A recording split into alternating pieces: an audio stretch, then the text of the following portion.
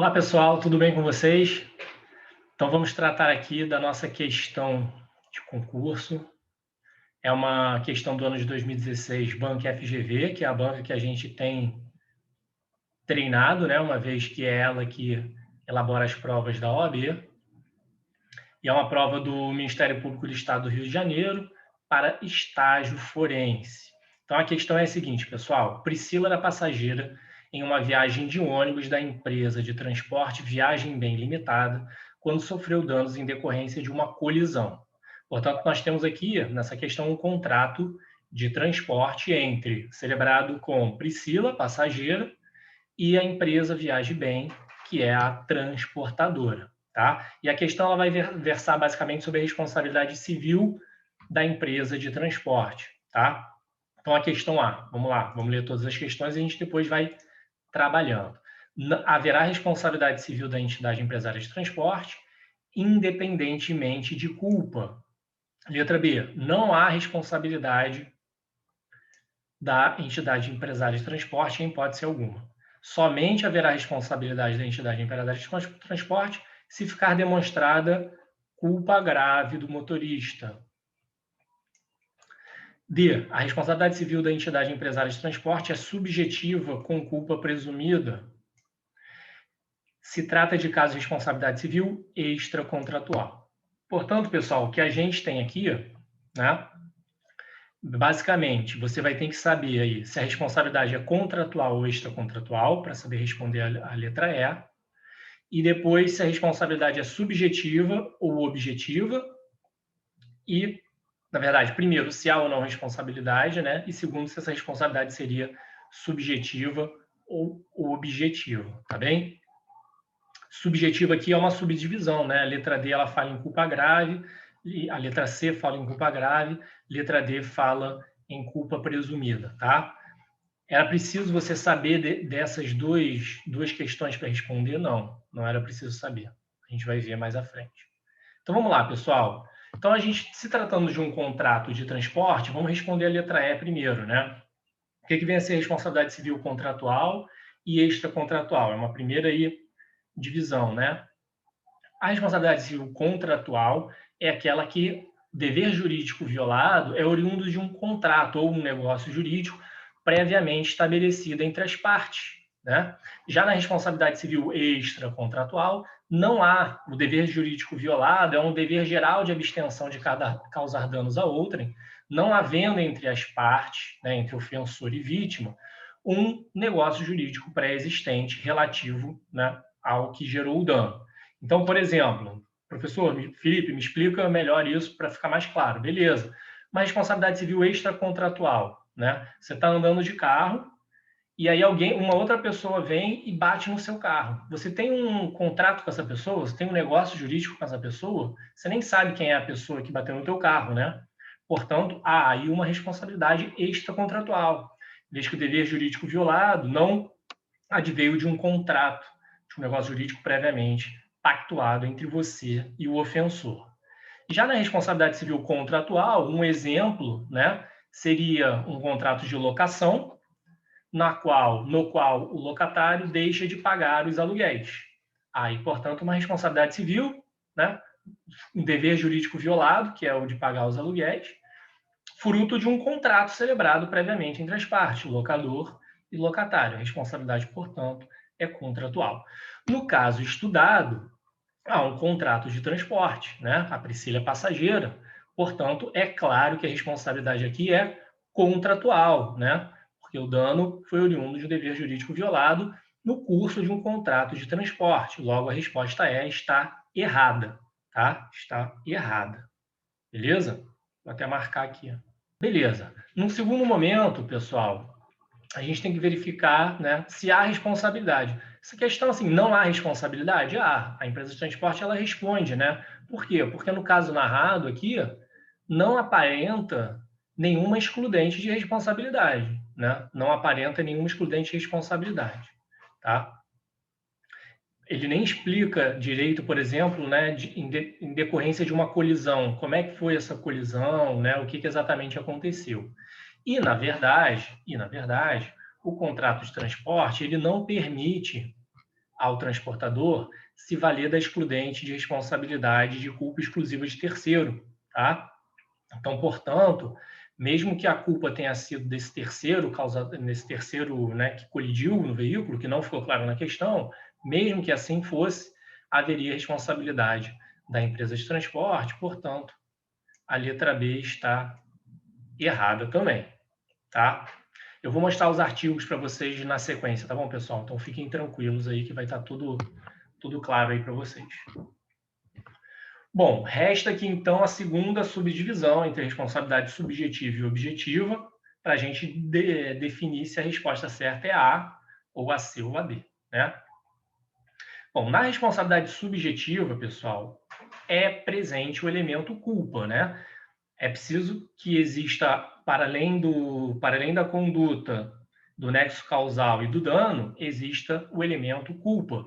E aí, quando a gente fala de culpa, a gente fala de culpa em sentido amplo, que engloba o dolo, que é a intenção, e a culpa em sentido estrito, que é a negligência, imprudência e imperícia. Mais informações sobre esse tema, assistam minha aula de responsabilidade civil sobre esse tema, tá bom? Beleza.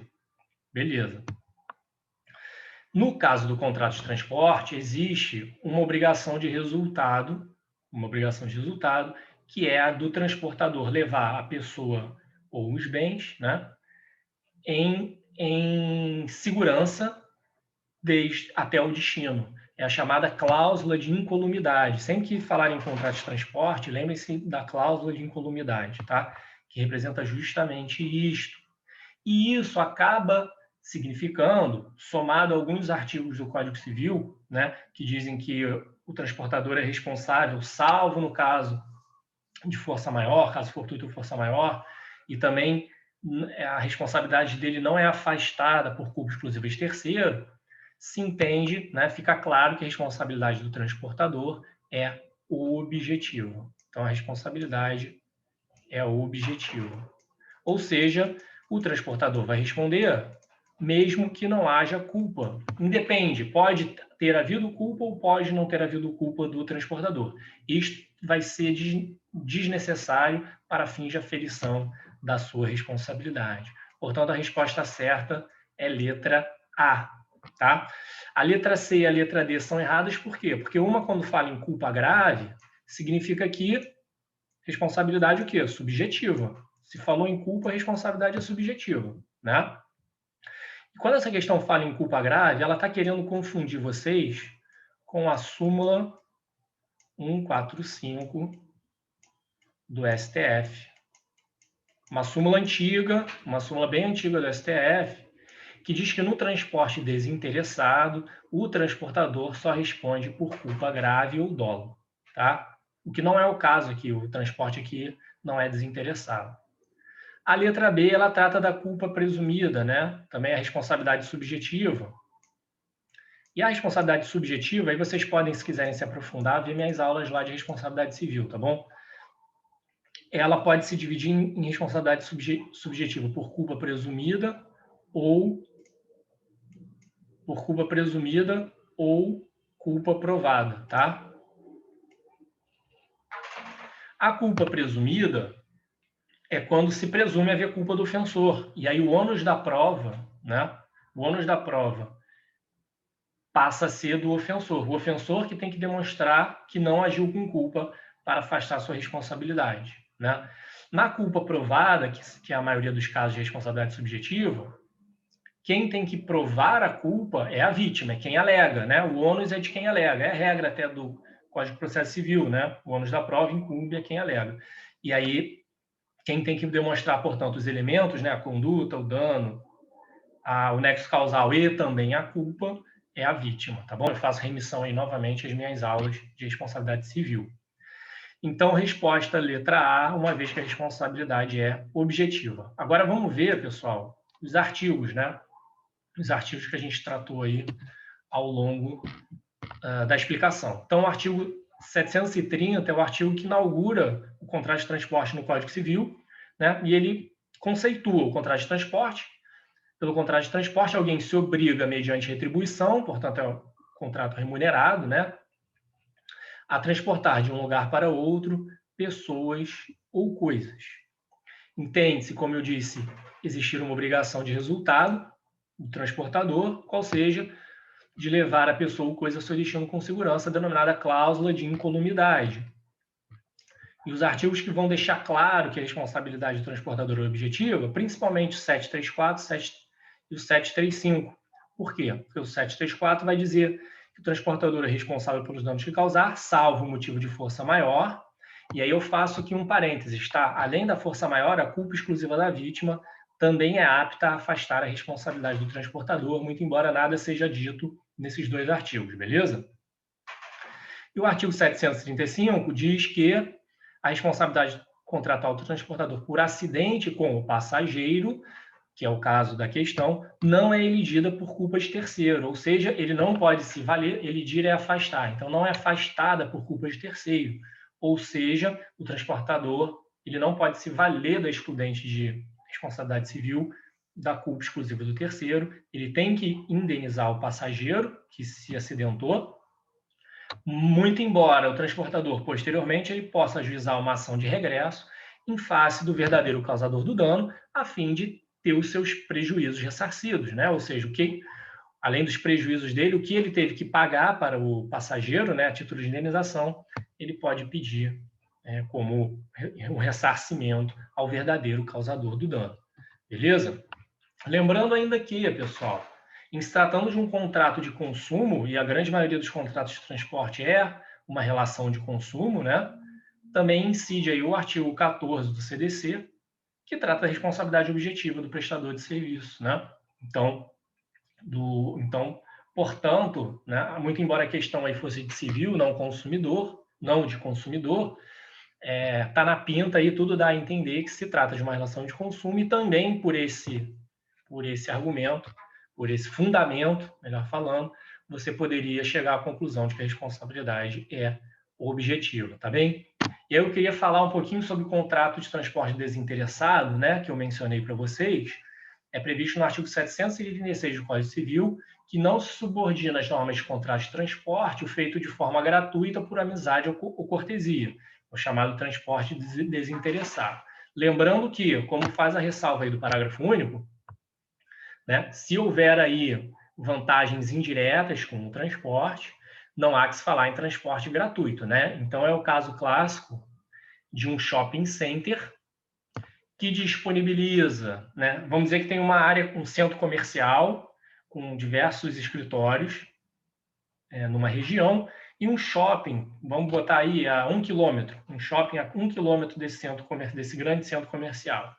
E o shopping buscando atrair clientes, né, desse centro comercial, centro empresarial, para o shopping center, especialmente na hora do almoço, ele disponibiliza um transporte, entre aspas, gratuito, um ônibus gratuito, que vai até esse centro empresarial, pega as pessoas, leva até o shopping center e depois devolve, tá bom? Um transporte, entre aspas, gratuito.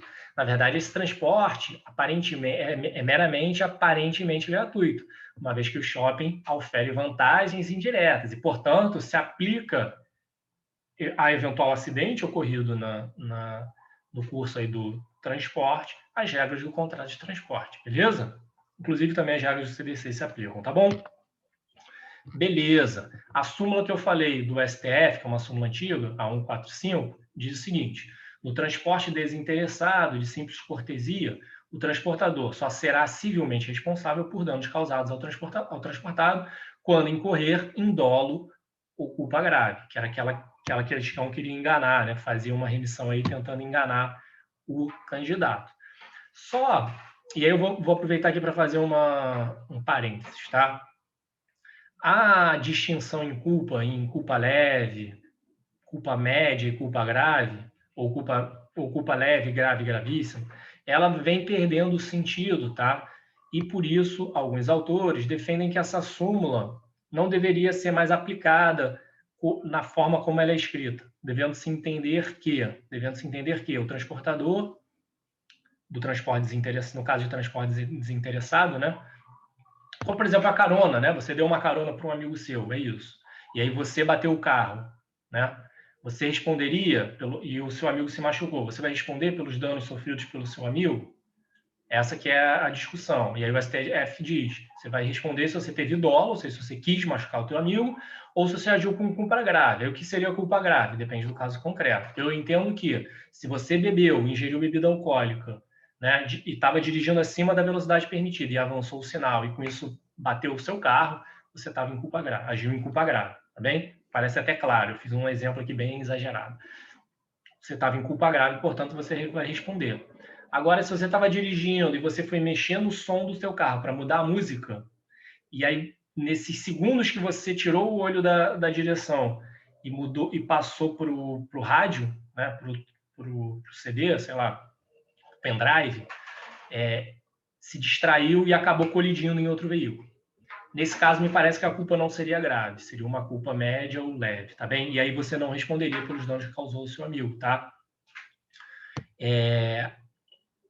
Então tá, isso pela súmula do STF. Porém, muitos autores dizem que não se faz mais sentido essa distinção entre culpas, né, leve, grave, gravíssima, ou levíssima, leve e grave, e, portanto, o transportador, né, no caso de transporte desinteressado, a pessoa, no caso de transporte desinteressado, o motorista, no caso de transporte desinteressado, responderia por qualquer que fosse a sua culpa, tá? Então, naquele meu exemplo, caso ele tenha se distraído para mexer no som do carro, ele responderia porque ali ele teve culpa, né?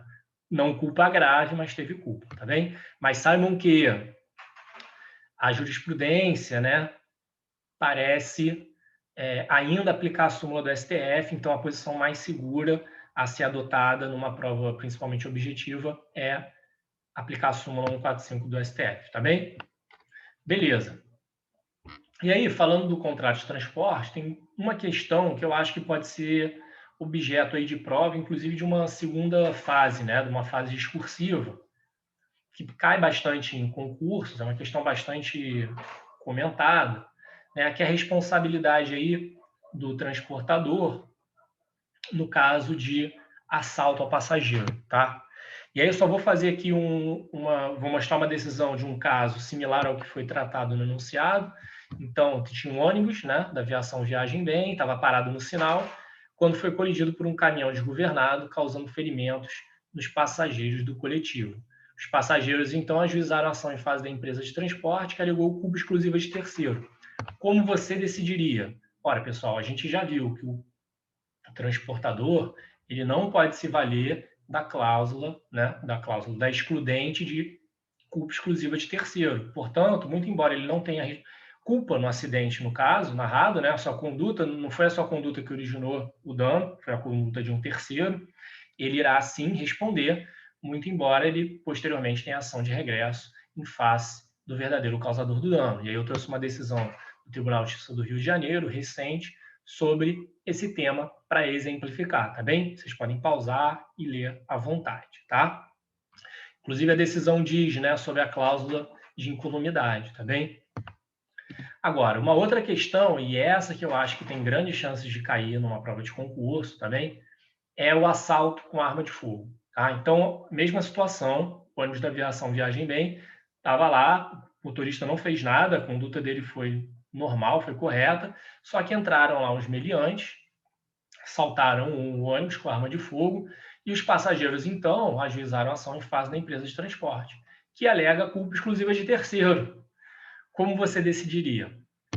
Ora, se você seguir o raciocínio da questão anterior, você vai dizer que a empresa responde, porque ela não pode se valer da excludente de responsabilidade de culpa exclusiva de terceiro, né? Pois bem, aqui é uma pegadinha, tá? Aqui a jurisprudência ela cria uma regra, né? Que é a seguinte, o fato exclusivo de terceiro, ele pode se equiparar a um fortuito externo ou a um fortuito interno. Quando se equiparar a um fortuito externo, a empresa não vai responder. Ou o prestador de serviço, que não necessariamente precisa ser uma empresa de transporte, tá? O prestador de serviço não irá responder. Quando se equiparar a um fortuito interno com I, o prestador de serviço irá sim responder, tá bem? Então, no caso aqui narrado, você tinha que verificar se O assalto com arma de fogo é uma atividade, né? É uma atividade relacionada à atividade de transporte de pessoas, né? O transporte rodoviário de pessoas. E não é, né? Não tem a ver. Vejam que na situação anterior a empresa respondia porque era um acidente de trânsito. Um acidente de trânsito é uma atividade que tem relação com o contrato de transporte rodoviário, né? Portanto, eventual fato exclusivo de terceiro se equipara a um fortuito interno, tá? Já um assalto de transporte, um assalto com arma de fogo, não. Se equipara a um fortuito externo e, portanto, a empresa não tem responsabilidade nesse caso, tá bom? E essa é uma pegadinha. Então, eu trouxe uma decisão do STJ aqui, tratando justamente sobre isso. Assalto a mão armada no interior de ônibus coletivo, caso fortuito externo, exclusão da responsabilidade da transportadora. A segunda sessão desta corte, segunda sessão é a soma, né, da terceira e quarta turma, né? Já proclamou o entendimento de que o fato inteiramente estranho ao transporte em si, assalto a mão armada no interior de ônibus coletivo, constitui caso fortuito, leia-se externo, excludente da responsabilidade da empresa transportadora. E aí é aquilo que eu falei, essa observação é aquilo que eu expliquei, é a explicação, né? Se o fato de terceiro não guardar conexão com a atividade de transporte, este se amolda ao conceito de fortuito externo, pelo qual não responde o transportador, né? Então, vou dar um outro exemplo aqui para consolidar o entendimento. Uma instituição financeira, uma agência bancária, um assalto dentro da agência bancária é um fato de terceiro que se relaciona à atividade bancária, né? Porque ali é onde se movimenta muito dinheiro, né? Então, é um local propício a que haja assaltos. Então, vejam que o assalto, né, numa atividade de transporte rodoviário, não é considerado algo inerente e, portanto, é apto a afastar a responsabilidade do prestador de serviço. Porém, um assalto dentro de uma agência bancária já é uma atividade inerente à atividade bancária em si, e, portanto, o banco não pode se utilizar, né, não pode alegar fato exclusivo de terceiro para não indenizar eventuais ali consumidores, eventuais correntistas que tenham sido assaltados dentro da agência bancária, tá bom? Espero que com isso vocês tenham mais do que entendido a questão, entendido diversos aí temas relacionados e estejam cada vez mais preparados para a prova. Um grande abraço e até a próxima.